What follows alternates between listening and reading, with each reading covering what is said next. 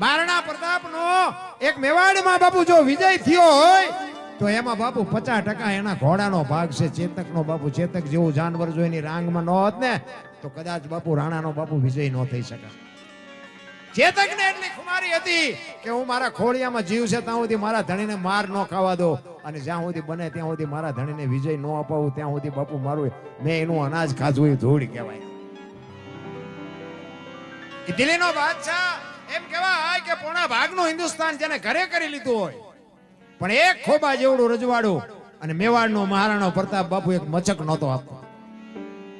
અને મહારાણાને એમ થયું કે દિલ્હીના સૈન્ય પાસે મારું સૈન્ય ટૂંકું પડે, હું એને પહોંચી ન શકું, પણ હું નમું નહીં, એને સલામ ન મારું, હું ગરાશિયો છું. એટલે એના 400 સૈનિક લઈ અને ડુંગરના ગાળામાં નીકળી ગયો ભાઈ. અને ડુંગરના ગાળામાં નીકળી ગયો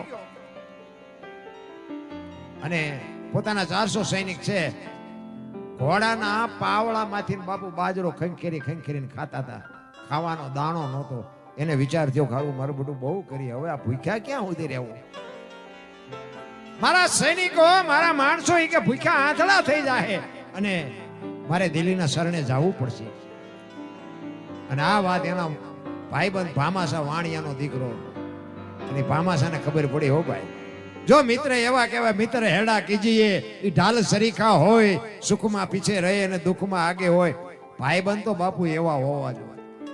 બીડીઓ હાટું ખિસ્સા ફાડી નાખે એવા ભાઈબંધને શું ગુડવા છે? ભાઈબંધ બાપુ અડધી રાતે તમારો બારણું ખખડાવો અને બાપુ હોંકારો દે, એનું નામ મિત્ર કહેવાય. કૃષ્ણ અને સુદામા જેવા બાપુ મિત્ર આ દુનિયામાં કોઈ દી ક્યાંય નહીં થાય. ઈ ભામાસાને ખબર પડી કે રાણો પ્રતાપ એવું વિચારે છે કે મારે દિલ્હીના શરણે જવું પડશે. અને કીધું કે હાય હાય હાય, વાણિયાનો દીકરો, એને એમ થયું દરબારનો દીકરો, અને જો દિલ્હીના શરણે જાય તો ધરતી રાહા તાળ વહી જાય. એક બટકું રોટલા હાટું અને રાત પડી અને ડુંગરના ગાળામાં રાણાને ગોતવા નીકળ્યો. હો ભાઈ પામા, મારણા મારણા એમ રાતે બાપુ હાકલ ઉપાડે અને આ ભેખડું માંથી અવાજ આવ્યો ને પડઘો પડ્યો. અને રાણા પ્રતાપ ને એમ થયું મને કોક હાથ પાડે છે. કોણ? ઈ કે તારો મિત્ર ભામાસા. અરે આવ આવ મારા બાપ આવ્યો, હું તો તારો ચેદુનો રાજ હોતો તો. બે પહાડ ભેટે, એમ બે ભાઈબંધ ભેટ્યા. અને ભામાસા કહે છે કે મેં એવી વાત સાંભળી કે તું દિલ્હીના શરણે જવાનો છે. શું કરું? ઈ કે પણ આ 3 દીથી અમે કોઈ અનાજ નથી ખાધું, આ મારા માણસો બધા ભૂખ્યા મરી જાય.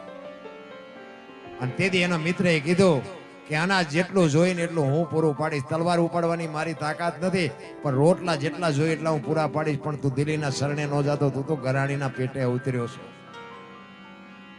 અને ઈ રાણાને કીધું ઈ કે દાણા જેટલા જોઈને એટલા હું પહોંચાડીશ, પણ તું દિલ્હીના શરણે ન જાતો. ઈ કે બસ હું મેવાડની ગાદી ઉપર આવું, તારું જેટલું દેણું હશે એટલું દૂધે ધોઈને તને આપી દઈશ. રાણો કહે છે ભામાસા.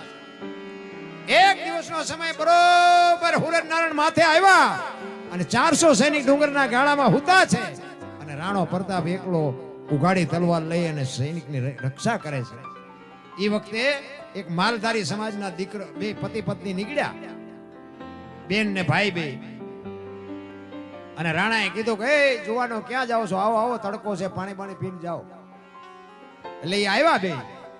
રાણાએ પૂછ્યું કે તમે બે શું હગા થાવ છો?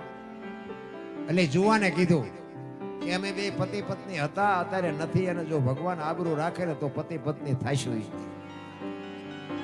રાણો વિચાર કરે કે આ કેવું હગું? કે પતિ પત્ની હતા, અત્યારે નથી, અને પછી થાઈશું.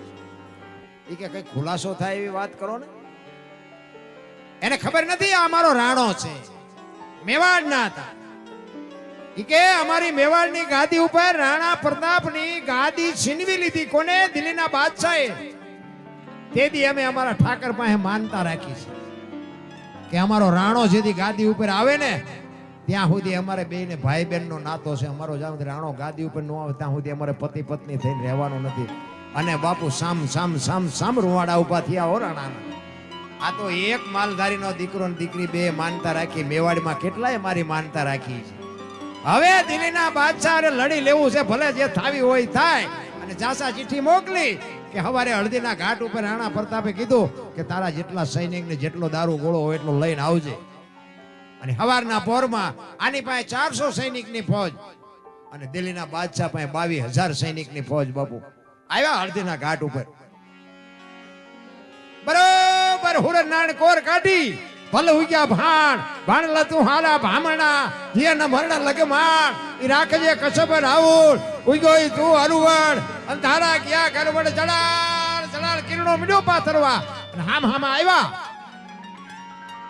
અને બાપુ બાકા ઝીક મંડી બોલવા હો ભાઈ. દિલ્હીનો બાદશાહ હાથીની બાડી ઉપર બેઠો જોવે છે અને રાણો પ્રતાપ પોતાનો ચેતક નામનો ઘોડો અને રણમેદાનની માલિકોર બાપુ ઘુમરે ચડાવ્યો. એક ઝાટકે બાપુ 5 ના માથા મીડો પાડવા જેમ બાજરાના ડૂંડા પાડે. દિલ્હીનો બાદશાહ હાથીની અવાડી ઉપર બેઠો વિચાર કરે વાહ જુવાન વાહ તારી જનેતા કેવી આની માં હશે. મેં ઈ કે 22,000 ને રોટલા દઉં છું. તારા જેવા જો મારી પાસે 10 હોય ને તો હિન્દુસ્તાનમાં કોઈને રાજ ન કરવા દઉં. તમે વિચાર કરજો, ઘા કરતા આવડતું હોય ને તો દુશ્મનને વખાણ કરવા પડે. રાણાને જોઈ અને દિલ્હીનો બાદશાહ બાપુ સકરી ખાઈ ગયો. આ એક ગરાશિયો આટલી વચ્ચે જો આટલા હિલોળા કરતો હોય અને આ બાપુ બાજરાના ડુંડા લણતો હોય, આવા 10 ગરાશિયા હોય તો મને ક્યાં જીવવા દે ખરો. યાર યો ધ્રુજતો તો અને રાણાને વિચાર આવ્યો કે આ બધા મરે છે એ તો નિર્દોષ મરે છે, પણ દિલ્હીના બાદશાહને દેખાડું કે ગરાણીના ધાવણમાં કેટલી તાકાત હોય. અને ઈ રાણાને વિચાર આવ્યો કે આ દુનિયા મરે છે ને એ તો નિર્દોષ છે, પણ દિલ્હીના બાદશાહને બતાવું.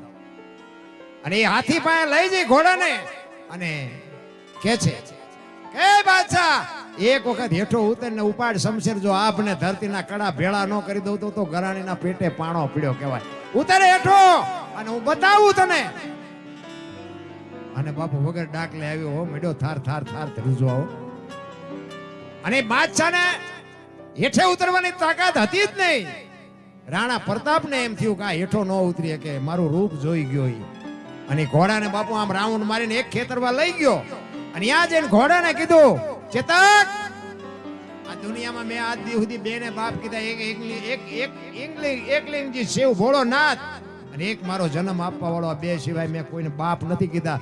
આજે હું તને બાપ કહું છું. જો હાથીના કોંભતળ માથે ડાબા માંડી દે ને તો દિલ્હીના બાદશાહનું માથું ઉતારેલું ચાકડેથી પીંડો ઉતારે. અને તેથી એક ખેતરવાનો રાઉન્ડ મારી અને રાણો પ્રતાપ બાપુ ઘોડાના પેગડામાં પગ ભરાવી અને બાપુ ચારે પગ હંકેલીને બાપુ ઘોડાને છૂટો મૂક્યો. પેગડામાં ઉભો થઈ હાથમાં ખુલી તલવાર દાંત કચકચાવી અને ઘોડો વંટોળિયો જાય એમ ગયો. હાથીના કુંભતળ માથે ડાબા માંડ્યા અને એક તલવારનો ઝાટકો માર્યો ને હાથીના 2 ભાગ કરી નાખ્યા. એક બાજુ હાથી પડ્યો, એક બાજુ બાપુ દિલ્હીનો બાદશાહ ભાગ્યો અને એક બાજુ આની કોર ચેતક પડ્યો. બાપુ ચેતકની આંખમાંથી ઘોડાની આંખો નીકળી ગઈ. હો ભાઈ, આખો વિંધાઈ ગયેલો બાપુ. ચેતક આખો વેતરાઈ ગયેલો, પણ ધણીને એક તલવારની પીસી નહોતી અડવા દીધી. ચેતક પડ્યો છે, એનો જીવ જાતો નથી. ઓલા તો બધા ભાગી ગયા. રાણા પ્રતાપ ઘોડાનું માથું ખોળામાં લઈ અને ચેતકને કહે છે કે બેટા ચેતક, તારા જીવને ગતિ આપી દે. આજ તે જે મારું કામ કર્યું છે ને એ હગો ભાઈ નો કામ કરે એવું તે મારું કામ કર્યું છે, પણ ચેતકનો જીવ જાતો નથી. ત્યારે રાણો કહે છે, તું કહેતો હવેડા બાંધવું, તું કહેતો ચબૂતરા બાંધવું, તું કે ઈ કરું, પણ તારા જીવને ગતિ આપી દે. કેમ તું તારો જીવ જાતો નથી? ત્યારે ઘોડાને વાસા આવીને ઘોડો કહે છે કે મને મરવું છું ને એનો મને કોઈ વાંધો નથી. રણમેદાનની માલિકોર તમને વિજય અપાવી શક્યો, મરું છું એનો મને વાંધો નથી, પણ મને અફસોસ એટલી જ વાતનો છે, ઘરથી તને રણમેદાન સુધી લાવી શક્યો અને રણમેદાનથી હું તને ઘરે ન પુગાડી શક્યો એનો મને અફસોસ છે, એટલે મારો જીવ નથી જાતો. એ ઠાકર, તે મને ઘરે પૂગે એટલી જો શક્તિ આપી હોત તો મારા ધણીને બાપુ શું જાનવરની વાત કરી રહ્યા.